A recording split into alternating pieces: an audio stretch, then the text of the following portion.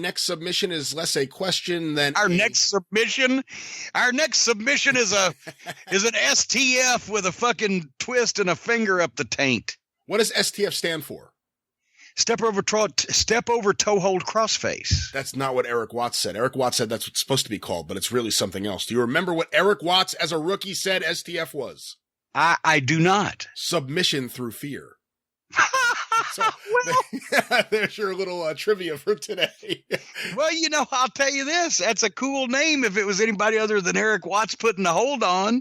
And I like Eric, but it's not, that sounds like it needs to be somebody intimidating, like, a fucking, ugly old fucking giant monster heel. Submission through fear, not Eric Watts. He put the STF on better than Cena. And it's one of the things I really can criticize Cena for. He does the STF and he does the crossface so that his hands are connected clearly half a foot in front of the opponent's face. So there's no crossface. His hands are locked, but the guy's actual face is clear to do whatever the hell he wants. That drives me nuts. You know what? In all fairness to John, they may have very well told him, don't put your hands in front of the guy's face. We wouldn't be able to see the guy. That sounds like something that would come from production. We want to be able to see the guy's expression. Don't put your hands in front of his face. I bet you somebody's told him to do that on purpose. That's why he's in the habit of it now. Well, there's another reason why WWE's producer and director should be shot. But let's go now to this next submission, Jim. It's not a question as much as a statement. Oh, what is that? What is that zoom in and out thing they do real fast that makes you want to have the Japanese anime convulsions or whatever? When did they start doing that? I just saw that on a clip the other day. It was after they went to HD, and there are times where it's really bad, and there are times where it's impossible to watch it. There's shows, they have like beautiful production. They spend a lot on production, but in terms of the actual show, I told you from the Hall of Fame thing, it was incredible. They had 400 people there on the crew to produce the Hall of Fame show, and the catering was a fine restaurant, and they had people waiting. They were paying time and a half overtime to tear down and set the whole building up the next day a different way. But goddamn, just shoot the fucking ring. You don't need to switch camera shots or zoom around like a goddamn psychedelic fucking acid trip. And maybe you wouldn't be chasing away fans at record pace. But anyway, Jim, I'm going to try one more time. You're on fire today. No, you got to call that incompetence, because that's the thing that gets me too. You see people, like you see the Road Dogg on Twitter, and I don't know him. I met him once years ago, but he's a nice guy. I'm not saying this like as a slight on him, but they have that WWE defense of, we made more money last year than ever before. Yeah, but that's because less people paid more. Imagine if you hadn't chased away 3/4 of your audience. 3/4 of Well, now he didn't chase him away Not personally. Him, but the company, he had a lot of help. But the company, it's like pretending that protocol is in any way effective to really running a really good business as opposed to a successful business is bullshit. But anyway, I'm not going to get into debating business tactics with the Road Dogg. And it wasn't even a debate. I just brought it up. But Jim, I'm going to try one. You're a grumpy Gus today. I'm going to try. Normally I'm the one bitching, and now I'm the one laughing, and you're bitching because you're grumpy Gus. You're negative Nancy. You're said Debbie I'm wrong. Downer. You haven't said I'm wrong. You haven't said I'm wrong.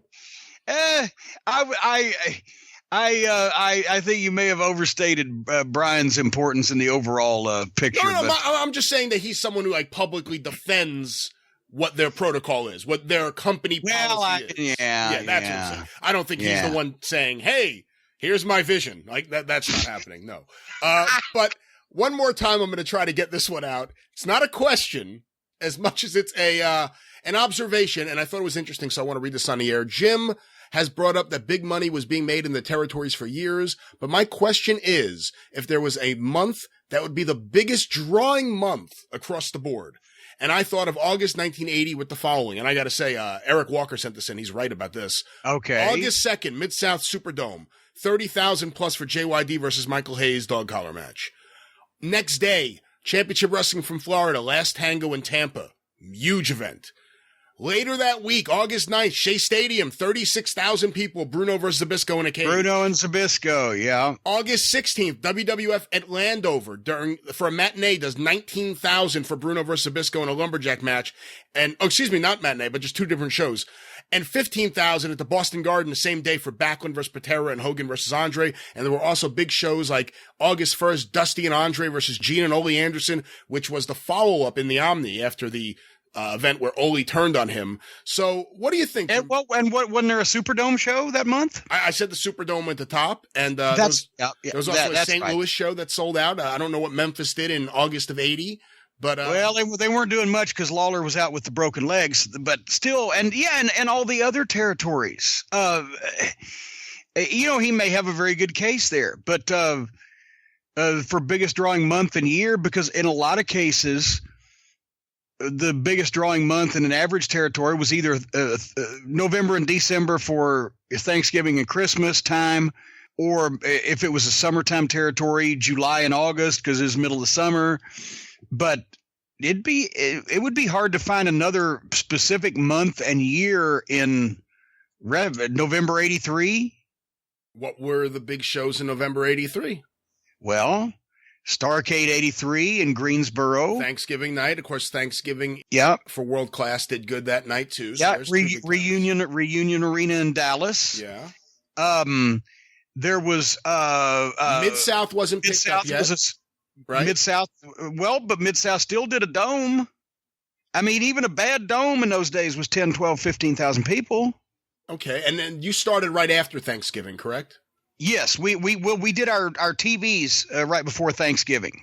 So the dome had already been booked and et cetera, and have at some point. But anyway, the point is, there was big business going on in the Northeast.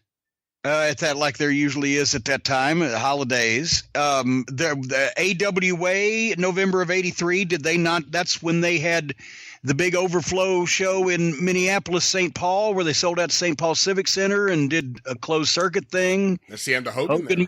That was Hogan was about to leave. So there was November '83, maybe close.